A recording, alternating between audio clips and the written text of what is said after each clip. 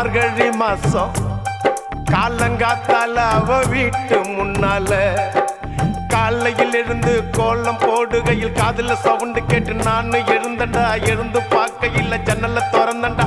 கொஞ்சம் குமரிய கண்ணுல பார்த்தண்டா. அவ என்ன பார்த்தா, நான் அவளை பார்த்த. அப்புறம் கண்ணும் கண்ணும் முட்டிக்குச்சு, காதல் வந்து ஒட்டிக்குச்சு. டாவு டாவு டாவுடா டாவில்லாட்டி டையிடா.